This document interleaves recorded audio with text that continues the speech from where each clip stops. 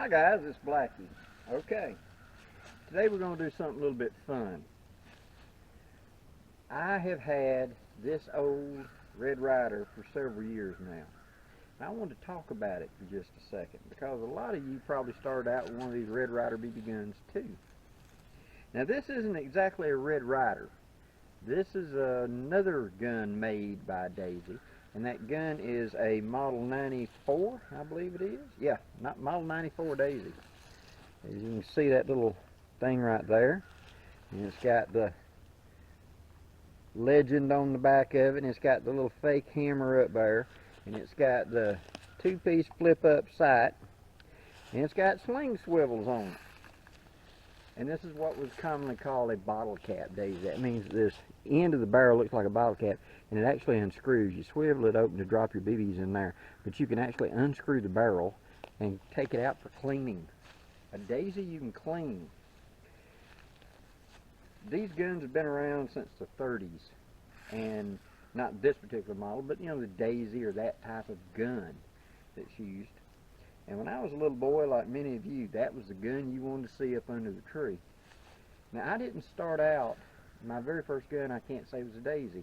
My very first gun was a 20 gauge shotgun that I inherited from my grandfather when he passed away when I was 4.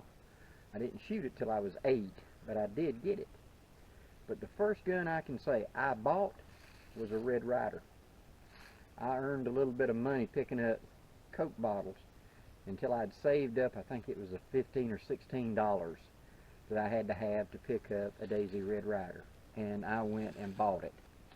And that was the first gun I can say I ever had.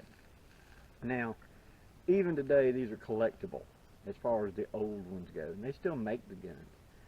But what's funny to me is how many people, when you sit down and start talking to them about, you know, oh, we're talking about, you know, 338 Lapuas, and we're talking about all these calibers or whatever, and I'll say, you know, how old were you when you got your Red Ryder?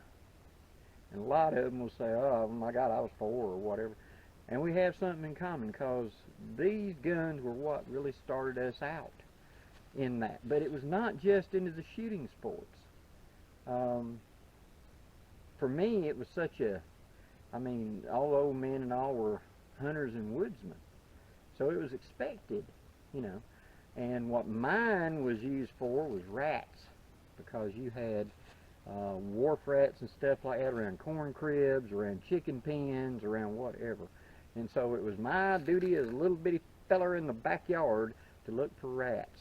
And one of these would thump him real good, and you'd take care of it with it. But it was pest control, you know.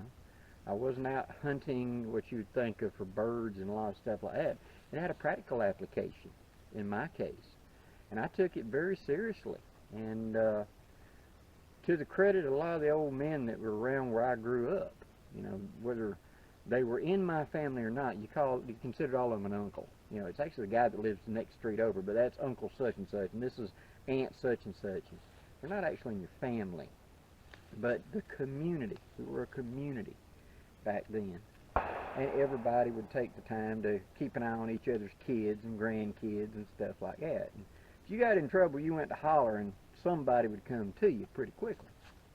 Well, I would sit and want to learn how to shoot, and I would get instruction from these guys. A lot of these guys were World War II veterans, you know, and they'd said, okay, you want to hold your breath and squeeze the trigger till it's about to go, and then go pop, do it like that.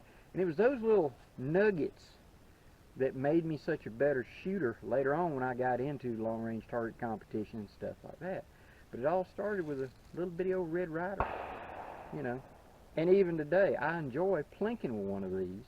I've got a little backyard thing set up with some bottles hanging up for just something when you got 10 minutes and you just need to step out of the world for 10 minutes and not do anything serious.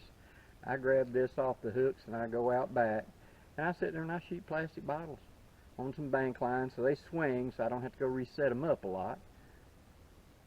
But it's almost like zen for me. It's getting back out there, just let the BS of life hang on for a minute and go out there and enjoy it, you know. And that's what I do. I just sit there and you know, pop of this, pop of that with it.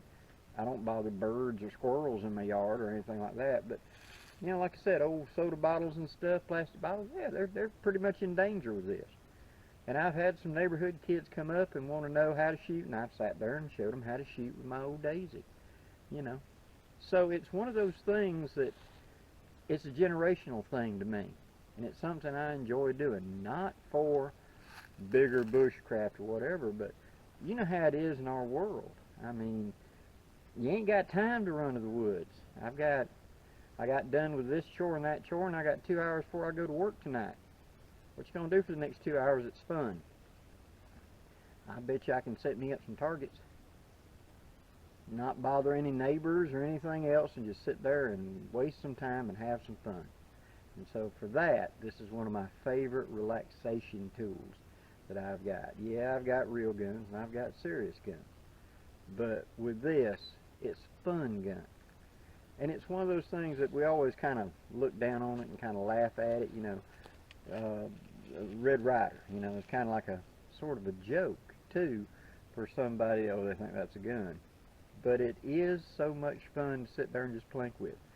And what I've become rather impressed with, I guess you'd call, is that they make there's a big collection of them. People collect them, and there's also people that make improvements for it. And I'm actually going to be making some improvements for this, because when Daisy made these, as you can see, this forearm's warped, and this plastic stock is curved.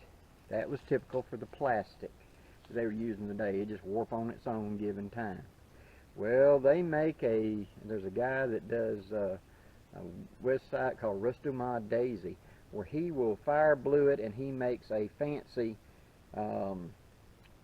fiddleback maple stock that goes onto this thing, and a forearm, and he makes a more powerful shooting system so it makes it thump better and stuff like that. And I'm actually thinking about putting a little money into a Daisy Red Ryder. Can you believe that? A man my age is going, yeah, I could have a custom Red Ryder, but it's fun. And that's what all this is supposed to be about: woodscraft, bushcraft, outdoor activities, hunting, fishing. It's supposed to be fun, ain't it? Take the time to get out there and enjoy life, and take the time to find something that you find that's fun. If it's a chore to have to do it, you ain't found the right thing yet. Just my 2 cents, guys. I got more videos coming up, and I hope that, oh, and by the way now, reminding you, 18, 19, 20, 21 of March, this month, I'm having my gathering in South Alabama. I'll be posting the drive-in video. I'll try to do it the weekend before, if not several days before, so you've got an opportunity to see how to drive in for those that have not been there. And the 4th run of the haversacks will be made toward the end of March. I will contact you if you're on the 4th run list and let you know when you're going to need to pay an acceptor. So that's coming. Okay. Please leave any questions or comments below, guys, and thank you very much for supporting my channel. If you don't mind, hit that like and subscribe for me before you leave. Till next time, I'm Blackie, wishing you safe journeys. Have a great day, guys.